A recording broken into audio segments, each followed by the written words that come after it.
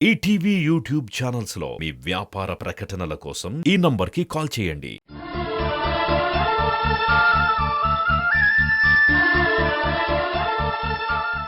వీణా, బయటికి రా వీణా.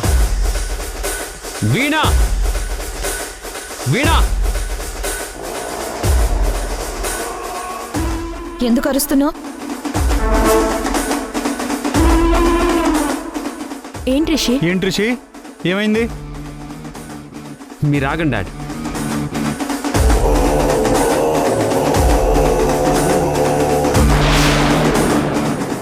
ఇంట్లో ఉన్న మొగుడితో కాపురం చేయకుండా ఆఫీస్కి వెళ్ళి వీడితో కాపురం చేసుకొని వస్తున్నావా?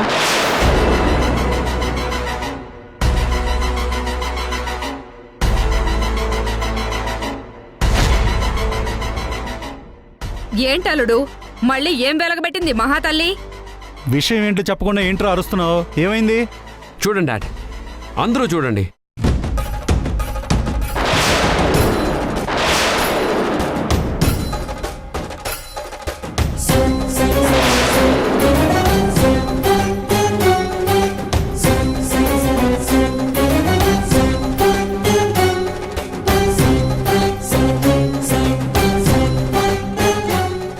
ఇప్పుడు నాకు క్లియర్గా అర్థమైంది డాడ్. వీణ మన ఆస్తి కోసం నన్ను పెళ్లి చేసుకుంది, కానీ కాపురం మాత్రం వాళ్ళ బావతోనే చేస్తుంది. దీనికి సాక్ష్యం ఈ ఫోటోనే డాడ్.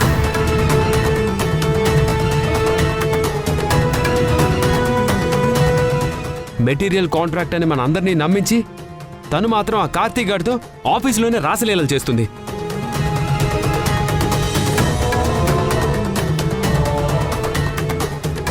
అమ్మో అమ్మో అమ్మో, ఎంత దారుణమా! కట్టుకున్న మొగుణ్ణి కాదని ఎంతకు బరి తగ్గిస్తావా? ఏంటి వీణా, ఏం మాట్లాడవేంటి? అసలు ఆ ఫోటో ఏంటి? రిషి చెప్తుంది నిజమేనా? మీరాగండి.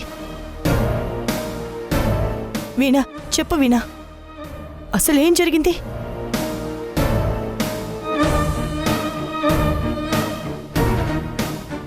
కళ్ళకు కట్టినట్టు ఫోటోలో కనపడుతుంటే ఇంకా ఏం జరిగిందని అడుగుతావేంటి? ఇలాంటి ఫోటోలు పుట్టించడం ఈ రోజుల్లో ఎంత పనత్తయ్యా? ఏమండి, మీరైనా వీళ్ళకి అర్థమయ్యేలా చెప్పండి. చెప్పాల్సింది నువ్వు నేను కాదు పార్వతి, వీణ. ఆ ఫోటో అబద్ధమని తన్నే చెప్పమను. చెప్పు వీణా, అదంతా అబద్ధమని చెప్పు. ఆ ఫోటోలో ఉంది మీరు కాదు అని చెప్పండి. లేదత్తయ్య, ఆ ఫోటోలో ఉన్నది మేమే. వీణా,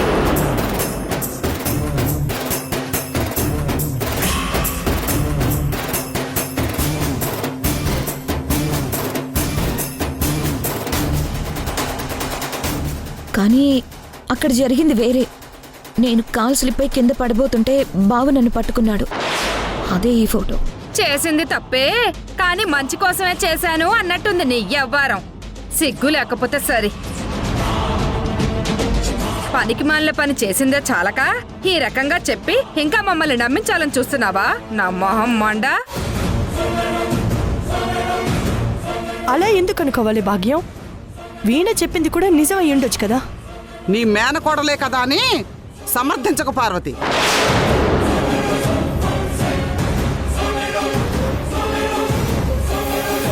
నాకు ముందు నుంచి వీణ మీద అనుమానంగానే ఉంది అత్తయ్య. ప్రేమించిన వాళ్ళని మర్చిపోవడం అంటే చావడంతో సమానం. అలాంటిది వీణ అంత ఈజీగా కార్తీక్ని కాదని రిషిని పెళ్లి చేసుకుంది. ఎందుకైనా వీణ? వేదా, ఛాన్స్ దొరికింది కదా అని నోటికొచ్చినట్టు వాక్కు. నేను చెప్పేది నిజం. కింద పడబోతున్న నన్ను బావ సేవ్ చేశాడు. ఇదే నిజం. ఆ ఫోటోలో మీరు చూడ్డానికి అలా లేరు కదా వీణా.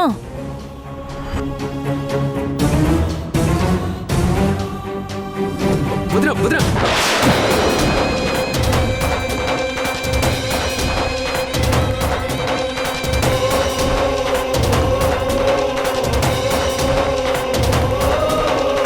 వీణా,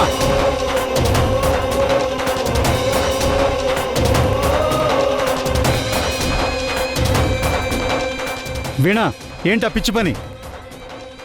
ఒకసారి ఈ ఫోటో చూడండి మావయ్య.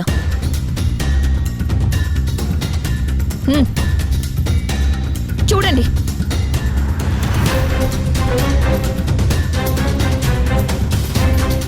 ఆఫీసులో చేసిన చండాలం చాలక ఇంట్లో కూడా మొదలు పెట్టాలని చూస్తున్నావా? చిచ్చి, మెడపట్టి ఇంట్లో నుంచి బయటికి గెంటేక ఇలాంటి దాన్ని ఇంకా ఇంట్లోనే నిలబెట్టి మాట్లాడుతున్నాం. మనకి బుద్ధి లేదు. మీకు బుద్ధి లేదు కాబట్టే కొంచెం కూడా ఆలోచన లేకుండా నోటికొచ్చింది వాగుతున్నారు. వీణా, పెద్ద చిన్న లేకుండా ఏంటా మాటలు? నువ్వేం చెప్పాలనుకుంటున్నావో ముందే చెప్పు. చెప్పాల్సింది ఏం కాదు మావయ్య, మీరు ఫోటోలో ఉన్నది చూశారు, ఇక్కడ జరిగింది చూశారు. ఇప్పుడు మీరు చూసింది నిజమా లేదంటే ఫోటోలో ఉన్నది నిజమా?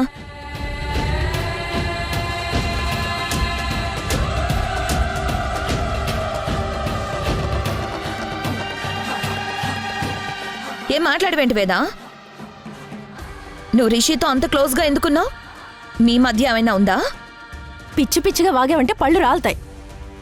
ముందు మర్యాదగా ఫోటో డిలీట్ చేయి. ఇంకొక్క మాట వదిన గురించి నా గురించి మాట్లాడావంటే నేనేం చేస్తానో నాకే తెలీదు. మీకు కూడా నేను అదే చెప్తున్నాను. నా గురించి కార్తీక్ బాబు గురించి నోటుకొచ్చింది మాట్లాడారంటే మర్యాదగా ఉండదు. మీ ఫోటో నిజం కానప్పుడు మా ఫోటో నిజం ఎలా అవుతుంది? తప్పమ్మా వీణా, నిన్ను నువ్వు నిరూపించుకునే పద్ధతి ఇది కాదు. తెలుసత్తయ్యా, మా ఫోటోని అవకాశంగా తీసుకుని అందరూ రాబందులా నన్ను పీక్కు తింటుంటే ఇంక నన్నేం చేయమంటారు?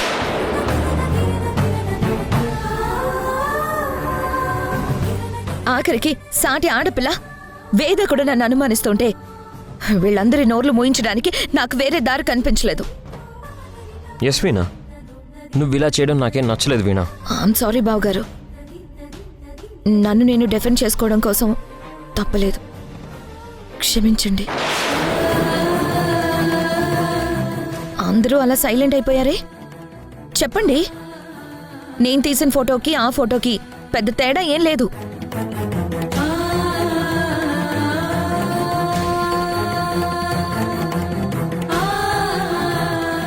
కాకపోతే ఇది మీరందరూ ప్రత్యక్షంగా చూశారు, అదెవరూ చూడలేదు, అంతే తేడా. కానీ ఆఫీస్లో ఆ ఫోటో తీసింది ఎవరమ్మా? ఇంకెవరత్తయ్యా, మీ ముద్దుల కొడుకు రిషి.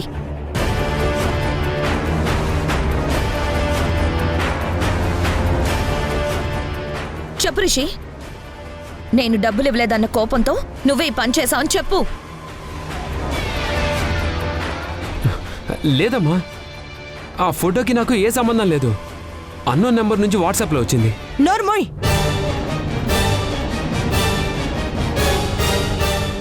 మనిషికి అహంకారం ఉన్నా పర్వాలేదు కానీ మనసులో అనుమానం ఉండకూడదు రిషి. ఒక మనిషి బ్రతుకుండగానే చంపకు తినే ఆయుధాలు ఏంటో చెప్పనా రిషి? ఒకటి అనుమానం, రెండు అవమానం. ఆ రెండు నువ్వు వీణ విషయంలో అమలు చేసి తనని ఇంకా ఇంకా సాధిస్తున్నావు. రిషి, నీకు ఇదే చివరిసారిగా చెప్పడం. ఇంకొకసారి ఇలాంటి పిచ్చి పిచ్చి పనులు చేసినా, వీణని బాధ పెట్టాలని చూసినా చూస్తూ ఊరుకోను. మీరేం చెప్పరేంటండి? రిషి, అమ్మ చెప్పినట్టు బుద్ధిగా ఉండు. మళ్ళీ ఇది రిపీట్ అయితే మాత్రం ఈసారి నీ తాట తీస్తాను. అన్నయ్య, నోరెత్తావంటే నీ చెంప పగలగొడతాను భాగ్యం. వాడు చేసే ప్రతి అడ్డమైన పనికి సపోర్ట్ చేసిందే కాకుండా అది కాదు ఇది కాదని ఇప్పుడు కబుర్లు చెప్తున్నావా?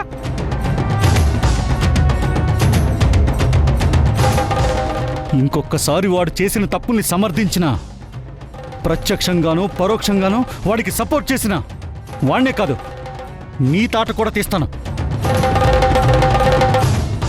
రేయ్, ఈ విషయాన్ని ఇక్కడితో వదిలేసి అర్జెంటుగా 2 ఫోటోలు డిలీట్ చేయండి. వెళ్ళండి. ఇడియట్స్.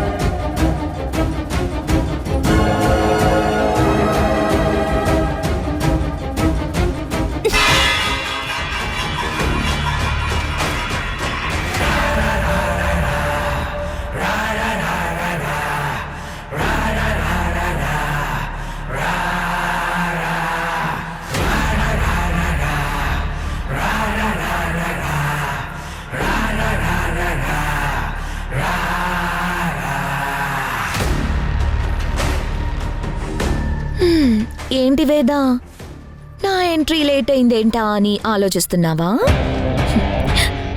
ఇచ్చిన షాక్ నుంచి తేరుకోవడానికి టైం పడుతుంది కదా, అందుకే లేట్గా వచ్చా. లాజికల్గా మాట్లాడి ఎస్కేప్ అయ్యావని పొగరగా మాట్లాడుకో. తప్పు నాదైనా మీ మీదకి తోసేసి చాలా ఈజీగా ఎస్కేప్ అవ్వగలనని చెప్పాలనుకున్నాను, అదే చెప్పాను. ఇందులో పొగరే ఉంది చెప్పు. ఫర్ యువర్ ఇన్ఫర్మేషన్, నిజంగానే నేను ఈ తప్పు చేయలేదు. నువ్వు వెళ్తున్న దారి తప్పైనప్పుడు ఇంకా తప్పు చేయకపోతే మాత్రం ఏంటి ఉపయోగం? నిన్ను నువ్వు ప్రూవ్ చేసుకోవడం కోసం ఎంత నీచానికైనా దిగజారుతావా? అదే కదా చెప్తున్నాను. నేను గెలవడం కోసం ఎంతకైనా తెగిస్తాను, ఎన్ని అడ్డదారులైనా తొక్కుతాను. ఈ విషయంలో నీకు డౌటే అక్కర్లేదు. గుర్తుపెట్టుకో, ఏదో ఒకరోజు నిన్ను ఈ అహంకారమే 10 మందిలో నవ్వుల పాలు చేస్తుంది. మ్మ్హ్మ్.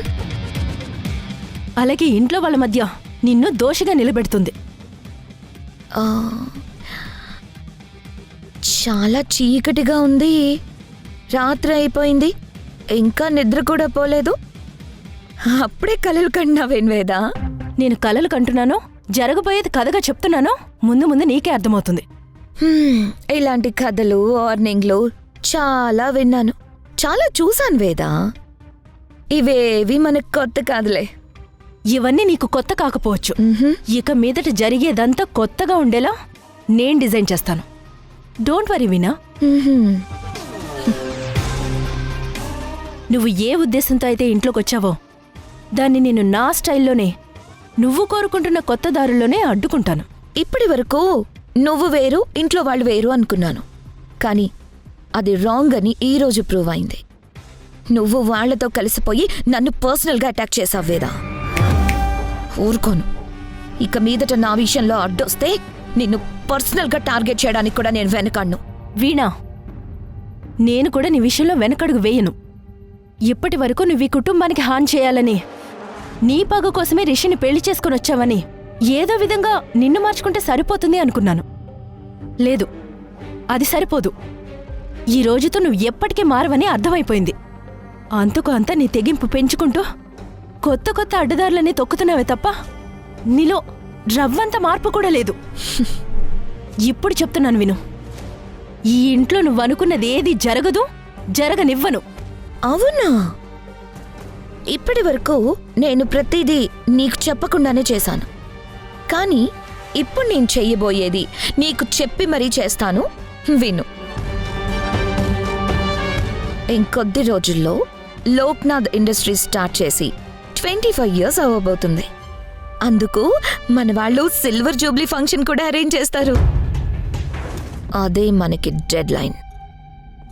ఆ రోజులోగా నేను మన కంపెనీలన్నింటినీ నా గుప్పెట్లోకి తెచ్చుకుంటాను. కంపెనీల మీద, ఆస్తుల మీద సర్వ హక్కులు దక్కించుకుని అదే రోజున నా రివెంజ్ ఎలా ఉంటుందో నీకు చూపిస్తాను. ఆహా, ఒకవేళ నువ్వు అనుకున్నది జరగకపోతే? ఆహా, అంటే ఎలాగూ నేను చేయనివ్వను కదా, అందుకే ముందుగానే అడుగుతున్నాను. నేను చెప్పింది చేయలేకపోతే నా అంతట నేను ఓడిపోయానని ఒప్పుకొని నీ ముందు తల దించుకుని మరీ ఈ ఇంట్లో నుంచి వెళ్ళిపోతాను. అయితే రెడీగా ఉండు ఈ ఇంట్లో నుంచి వెళ్ళిపోవడానికి. ఎందుకంటే జరగబోయేది అదే కాబట్టి ముందుగానే చెప్తున్నాను.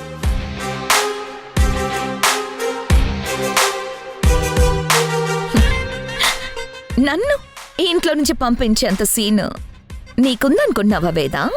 ఎవరి సీన్ ఎంతుందో తొందరలోనే తెలుస్తుంది వీణా, తొందరపడుకో.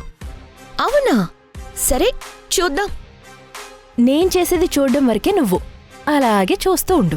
All the best. Thank you.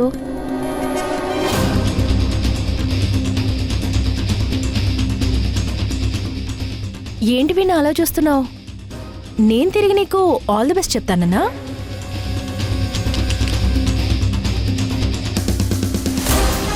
కొంచెం కష్టమైనా జరిగే పనైతే ఆల్ ది బెస్ట్ చెప్పి ఎంకరేజ్ చేయొచ్చు కానీ అస్సలు జరగని వాటికి ఆల్ ది బెస్ట్ చెప్పి అనవసరంగా హోప్స్ కల్పించడం ఎందుకు చెప్పు? అలాంటివి నాకు అస్సలు ఇష్టం ఉండవు. సారీ ఏమనుకోకు.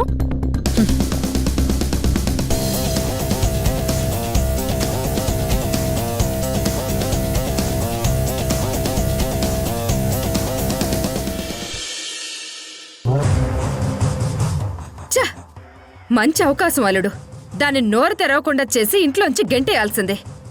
అదేం మూగ జంతువు కాదు, నోరు తెరవకుండా ఉండడానికి. దాని మీద కోపం నా మీద చూపిస్తావేంట్రా? నా మొహం మండా. అత్త, ఎంత మంచివాళ్ళ నటించినా అది కాపురానికి ఒప్పుకోవట్లేదు. ఇప్పుడు ఛాన్స్ దొరికింది కదా అని ఇంట్లో నుంచి గెంటేయచ్చు అనుకుంటే అది కుదరలేదు. అది సరిపోనట్టు దానివల్ల ఇంట్లో తిట్లు, ఆఫీసులో ఏమో అవమానాలు. ఎలా ఎలా ఎలా దాన్ని ఆపేది? అసలు అది డబ్బులు ఇవ్వనన్నప్పుడే ఆఫీసులోనే 4 పీకి వసూలు చేస్తుంటే సరిపోయేదల్లుడు. భాగ్యం, నీకు ఇందాకే చెప్పాను కదా వీడికి ఇలాంటి అడ్డమైన సలహాలు ఇవ్వద్దని చెప్పి. దెబ్బ మీద దెబ్బ అన్నట్టు అందరూ కలిసి నా అల్లుడిని కొడుతున్నారని నేను బాధపడుతుంటే నువ్వేంట్రా అన్నయ్య నా మీదకి చెయ్యదుతో. ఏదైనా చేస్తే ఎలా ఉండాలి? చూసేవాడికి తడి బట్టతో ఒళ్ళు తుడుస్తున్నట్టే ఉండాలి. కానీ నిజానికి ఆ తడి బట్టతో గొంతు కోస్తూ ఉండాలి. అలాంటి సలహాలు ఏమైనా ఉంటే ఇవ్వు. అంతేగాని వాణ్ణి విలన్ చేసి చూపించే ఇలాంటి అడ్డమైన సలహాలు ఇవ్వకో. రిషి, ఒకటి గుర్తుపెట్టుకో, ఆవేశంలో తీసుకునే నిర్ణయాలు నిన్ను బలహీనుని చేస్తాయి తప్ప ఎప్పటికీ నిన్ను బలవంతుని చేయలేవు. ఆ వీణ ఎంత తెలివైందో ఆఫీసులో ప్రాబ్లం సాల్వ్ చేసినప్పుడే నాకు అర్థమైపోయింది. వీణని మీరనుకున్నంత ఈజీగా ఎవ్వరు ఏమీ చేయలేరు. అలాగని చూస్తూ సైలెంట్గా ఉండలేం కదా డాడ్. ఉండాలరా. దెబ్బ కొట్టాలంటే ఆయుధమే చాలదు, అవకాశం కూడా కావాలి. ఆ అవకాశం వచ్చినప్పుడు మనం కొట్టే దెబ్బకి అది కోలుకోవడానికి ఈ జన్మ కూడా సరిపోకూడదు. ఇప్పుడు మనం తొందరపడి ఏం చేసినా మీ అమ్మకి తెలిసిపోతుంది. దాంతో మీ అమ్మకి మనం టార్గెట్ అవుతాం. పొరపాటును కానీ మీ అమ్మ మనల్ని టార్గెట్ చేసిందనుకో, అప్పుడు ఆ దేవుడు కూడా మనల్ని కాపాడలేడు. మరి ఇప్పుడు ఎలా డాడ్? ముందు దాన్ని మనందరి ముందు దోషిగా నిలబెట్టాలి. అది కూడా విత్ ప్రూఫ్స్తో. వితౌట్ ప్రూఫ్స్ నువ్వు నేనే కాదు, వీణని ఎవ్వరూ ఏమీ చేయలేరు. Okay dad. చూడు, ఇంకా భాగ్యం నువ్వు ఎంత సైలెంట్గా ఉంటే అంత మంచిది. సర్లేరా అన్నయ్య. వీణా, నీ అంతు చూసే రోజు తొందరలోనే ఉంది. Wait and see.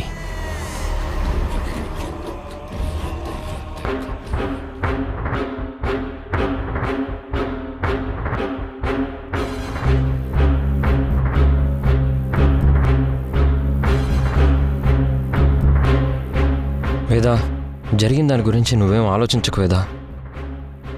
వీణ కావాలని అలా చేయలేదు పాపం. నేను ఆలోచిస్తుంది జరిగిన దాని గురించి కాదు శ్రీ, నీ గురించి. నా గురించా? నేనేం చేశాను? నువ్వేం చేయలేదనే నా బాధ. వేదా, విసిగించకుండా కొంచెం స్ట్రైట్గా మాట్లాడతావా ప్లీజ్? నేను స్ట్రైట్గానే మాట్లాడుతున్నాను శ్రీ, నీలాగా 2 వైపులా మాట్లాడట్లేదు. రిషి నాకు మరిదే కావచ్చు, నేను తనకి వదిన్నే కావచ్చు, మా ఇద్దరిది తల్లి కొడుకుల బంధంతో సమానమే అయ్యుండొచ్చు. కానీ అంతకంటే ముందు తను వీణ భర్త, నేను నీ భార్యని. తనకెంత ధైర్యం ఉంటే నన్ను రిషి మీదకి తోసేస్తుంది? నన్ను ఇంత ఇన్సల్ట్ చేసిన వీణని నోరు తెరిచి ఒక్క మాట కూడా మాట్లాడలేకపోయావు. ఎందుకు శ్రీ? ఓహో, వీణ చాలా మంచిది, తెలివైన అమ్మాయి. అటు ఆఫీస్లోనూ ఇటు ఇంట్లోనూ అన్నీ తనే అయి చూసుకుంటుంది. పైగా అసలు తంది తప్పే ఉండదు. కాబట్టి తనేం చేసినా చూస్తూ ఉండాలి, అంతే కదా శ్రీ? తను చేసింది తప్పు కాదని నేను అనట్లేదు వేదా. మరెందుకు అక్కడ అంత జరుగుతున్నావు? నువ్వు సైలెంట్గా ఉన్నావు. మీరందరూ మాట్లాడుతున్నారు కదా అని నేను సైలెంట్గా ఉన్నాను వేదా. అంతేగాని వీణ చేసింది కరెక్ట్ అని కాదు. అలాగని పూర్తిగా వీణని తప్పుబట్టలేం. తనని తాను ప్రూవ్ చేసుకోవడానికి ఇంకో దారి లేక తను అలా చేసింది. అసలు దీనంతటికీ కారణం రిషి. కొత్తగా ఇదేపటి నుంచి శ్రీ 2 మాటలు మాట్లాడుతున్నావు? నావి 2 మాటలు కాదు వేదా. వీణ తప్పనిసరి పరిస్థితుల్లో అలా చేసిందంటున్నాను. ఇంత జరిగాక కూడా ఇప్పటికీ నువ్వు వీణ గురించి పాజిటివ్గానే మాట్లాడుతున్నావు శ్రీ. తన నిజ స్వరూపం తెలిసిన రోజు నువ్వెంత పెద్ద తప్పు చేశావనేది నీకే అర్థమవుతుంది. అయ్యో, ఈ మధ్య నేనేం మాట్లాడినా నీకు తప్పులాగే అనిపిస్తుంది వేద. అలాగని సైలెంట్గా ఉన్నా కూడా ఎందుకు సైలెంట్గా ఉన్నావని అందులోనూ నా తప్పును వెతుకుతున్నావు. నేను చెప్పేది కొంచెం అర్థం చేసుకోవడానికి ట్రై చేయి వేద. ఇన్ని రోజులు నిన్ను పూర్తిగా అర్థం చేసుకున్నాననే అనుకున్నాను శ్రీ. కానీ ఈ మధ్య తెలిసింది నేను నిన్ను తప్పుగా అర్థం చేసుకున్నానని. ఇక మీదట నువ్వు చెప్పినట్టే నిన్ను అర్థం చేసుకోవడానికి ట్రై చేస్తాను శ్రీ. Good night. నా ఊపిరిలో నువ్వు సగమే, నీ ఊపిరిలో నేను సగమేగా.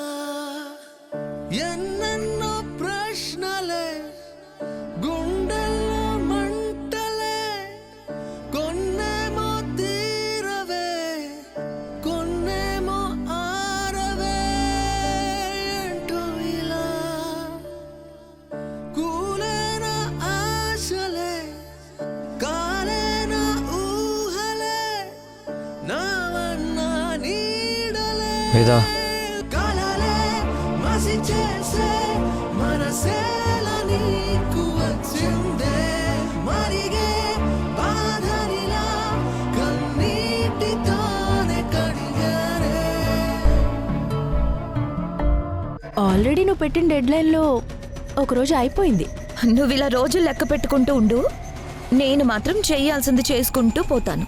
నేను లెక్క పెడుతుంది నా కోసం కాదు వీణా, నీకోసం. అంటే మరి నేను ఇంట్లో నుంచి పంపించాలి కదా, అందుకే క్యాలెండర్లో డేట్స్ కూడా టిక్కులు పెట్టుకుంటున్నాను. అది చూద్దాం. చూద్దాం.